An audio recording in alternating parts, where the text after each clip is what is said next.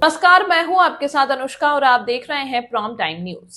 प्रधान पद के उम्मीदवार राहुल यादव ग्राम पंचायत मुड़ोसी ने सभी ग्रामवासियों को दिवाली की शुभकामनाएं दी। साथ ही चुनाव पर हुई खास चर्चा।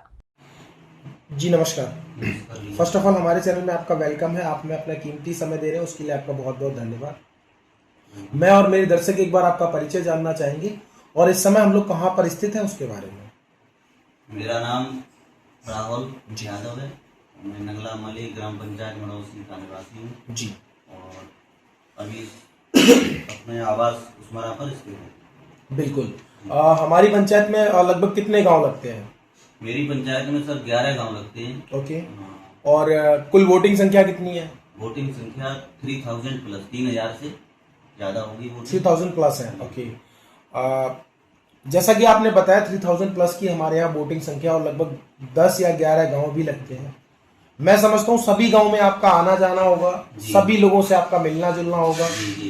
प्रत्येक व्यक्ति से आप बात करते होंगे क्योंकि हेडपंप सरकारी हेड जी वो भी मैंने सही करवाई। बिल्कुल। उसके बाद मुड़ोसी में मैंने कार्य करवाया जी।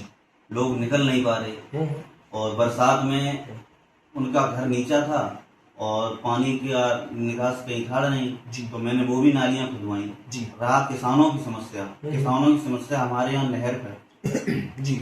नहर पर संभवतः सभी ग्रामवासियों की वहाँ जमीन है जी, हजारों बीघा जमीन है। उस जमीन को सूखा पड़ा हुआ था बिल्कुल। पौध जो धान की लोग लगा नहीं पा रहे थे। हजारों बीघा जमीन को मैंने सिंचाई के लिए ढोल से लेके नालियां साफ करवाई जी, विद जेसीबी वगैरह और समस्याओं का निराकरण करने की कोशिश की है और लोग आज बहुत खुश हैं और उन्हें उम्मीद है कि हाँ ये प्रधान नहीं है उससे पहले कार्य कर रहा है, अगर प्रधान बनेगा तो और अच्छा कार्य करेगा बिल्कुल। और बहुत आशा है, हमसे उम्मीद भी है जी। और उनकी आशा और उम्मीदों को ही देखते। दूसरा, कहीं ना कहीं आप चुनाव की तैयारी कर रहे हैं। मुझे लगता है कि अपनी पंचायत में कई ऐसे कार्य हैं जो सामाजिक कार्यों में आते हैं, जैसे किसी गरीब कन्या का विवाह है, विधवा पेंशन है, वृद्धावस्था पेंशन है, विकलांग पेंशन है और कहीं ना कहीं आपने देखा होगा काफी किसान भी हैं हमारी पंचायत में। तो किस तरह के जो सामाजिक कार्य आपने अपनी पंचायत के लिए किया, किस तरह के कार्य किए हैं और किस तरह से आपकी भूमिका रही है? सामाजिक कार्य में भी मेरा योगदान रहा है जी। और मुझे लगता है कि जो प्रधान नहीं करवा पाए हमारे जी, लेकिन जिम्मेदारी तो सरकार में जो है, पंचायत सरकार उसकी है जी, कि क्या करें क्या ना करें। बिल्कुल। मेरी ग्राम पंचायत मुड़ोसी के इतिहास में मैं पहला ऐसा प्रत्याशी साबित होगा जो प्रधान बनने से पहले मैंने विकास कार्य किए जी। देपुरा में मेरा गांव है एक देपुरा जी, उसमें लोग निकल नहीं पा रहे, आवागमन के लिए बहुत बाधित हो रही थी जी, समस्याएं आ रही थी जी। तो उसमें भैया मैंने ढोल से लेके नाली से लेके कि उनके सपनों को साकार जरूर कर पाऊंगा जी। हमारे चैनल के माध्यम से आप वोटरों से क्या अपील करना चाहते हैं और क्या मैसेज देना चाहते हैं? मेरे ग्राम पंचायत की सभी सम्मानित भाई बहन, माता तुल्य पिता तुल्य बुजुर्ग, यही अपील है कि डरे नहीं, अपनी बात रखें और ईमानदारी से जो दिल में हो, भले ही आप किसी भी प्रत्याशी से अगर जिससे आप डर रहे हो दिल की नहीं कह पाए, लेकिन जो दिल में हो जब वोट करने जाएं तो बहुत ही सोच समझ के और ये देखें कि ये तुम्हारा बेटा जब प्रधान नहीं है उससे पहले कार्य किया है, तो आगे आने वाले समय में जब आप प्रधान बनाओगे तो ये बहुत आगे ले जाएगा ग्राम पंचायत को। चाहे हमारे गांव में ग्राम पंचायत में भैया कोई गौशाला नहीं है, कोई छोटा सा ग्राउंड नहीं है जहाँ बच्चे खेल सकें जी, कोई ऐसी लाइब्रेरी जैसी व्यवस्था नहीं है जहाँ जो सरकारी हो, जो सरकार द्वारा एक स्थायी लाइब्रेरी भवन। ग्राउंड पे जब लोगों से बातचीत हुई और आपकी पंचायत में कई लोगों से हम लोग मिले जुले, तो कहीं ना कहीं आपके बारे में लोगों ने कहा कि बेहतर हैं आप उनके लिए।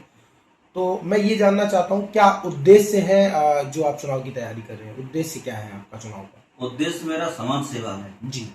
उद्देश्य मेरा लोगों को समझाना है, लोगों को आगे रखना है। उद्देश्य मेरा लोगों को जागरूक करना है जी।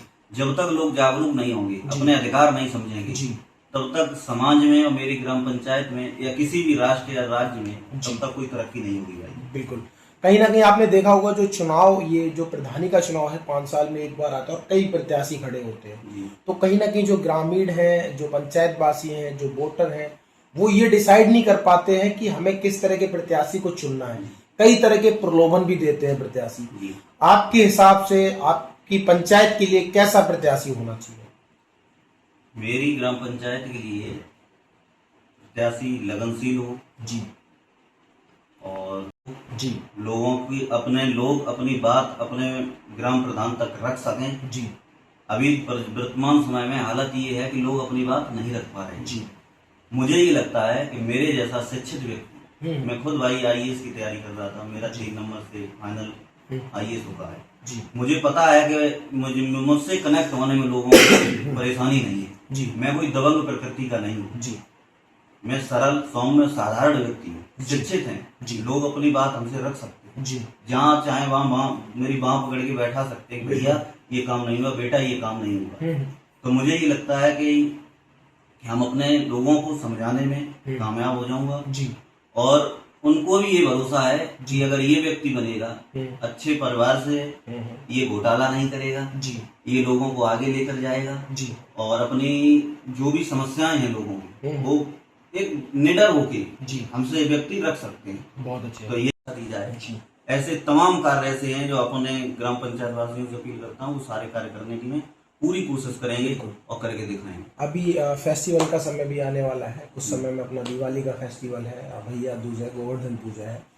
तो किस तरीके से फेस्टिवल को आपके ग्राम पंचायत वासी मनाएं और क्षेत्रवासियों को सभी लोगों को किस तरीके से आप शुभकामनाएं देना चाहते हैं और क्या संदेश है उनके लिए? धनतेरस, दीपावली, भैया दूज, गोवर्धन पूजा की हार्दिक शुभकामनाएं और यही कहना चाहते हैं कि भाईचारा बना रहे और सभी से शिष्टाचार बनाए रखें और जब भी ऐसे त्योहार आए तो बड़ा हर्ष और उल्लास से अपना संस्कृति का परिचय दिया जाए, जिससे हमें ये भी पता चले कि दीपावली क्यों मनाई जाती है और क्यों।